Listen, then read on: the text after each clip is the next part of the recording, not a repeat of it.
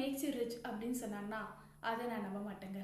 ஏன்னா அப்படி பார்த்தீங்கன்னா கன்ஸ்ட்ரக்ஷன் ஒர்க் பண்ணுறவங்க, மெய்டாக வேலை செய்கிறவங்க, இவங்களாம் வந்து ரொம்ப ஹார்டஸ்ட் ஃபார்ம் ஒர்க் பண்ணுறவங்க.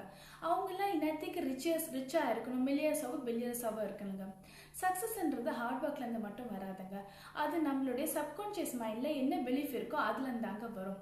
ஃபர்ஸ்ட் நான் ஒரு படிச்சிருக்கேன். இந்த மாதிரி வந்து ஒரு குழந்தைக்கு 7 வயசு இருக்குன்னு வச்சுக்கோங்களேன். அதுக்கு முன்னாடியே அந்த குழந்தைக்கான மைண்டில் என்னென்ன பிலீஃப்ஸ்லாம் இருக்குமோ எல்லாமே ஃபார்ம் ஆகிடுமாங்க. அதுதான் அவங்க வாழ்க்கையில் மேல் நோக்கி போக போக அவங்களுக்கான சக்ஸஸில் ரிஃப்ளெக்ட் ஆகும். உங்களோட லைஃப்பில் நல்ல ஹாப்பியாக இருக்கணும், ஹெல்த்தியாக இருக்கணும், வெல்த்தியாக இருக்கணும்னு நினைக்கிறீங்களா அப்படின்னா அப்போ உங்கள் சப்கான்ஷியஸ் மைண்டை ரீவயர் பண்ணுங்க. நான் இப்போ சொல்ல போகிற 3 ஸ்டெப்பை ஃபாலோ பண்ணுங்க to rewire A subconscious mind. Number 1, practice positive self affirmations. For example, money comes to me easily and effortlessly.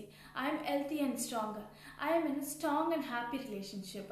Second thing, உங்களை பற்றி கூட விளையாட்டுக்கு கூட நீங்களே நெகட்டிவாக சொல்லாதீங்க. அப்படியே சொல்லிட்டா கூட அது உடனே பாசிட்டிவ் ஸ்டேட்மெண்ட்டாக கன்வெர்ட் பண்ணி சொல்லிடுங்க. தேர்ட் திங், உங்களை மட்டம் பற்றி பேசுகிறவங்களையும் உங்களை வந்து டிஸ்கரேஜ் பண்ணுறவங்களோட இருக்காதீங்க. அவங்கள வந்து நீங்கள் டைம் ஸ்பெண்ட் பண்ணுறதை கம்மி பண்ணிக்கோங்க.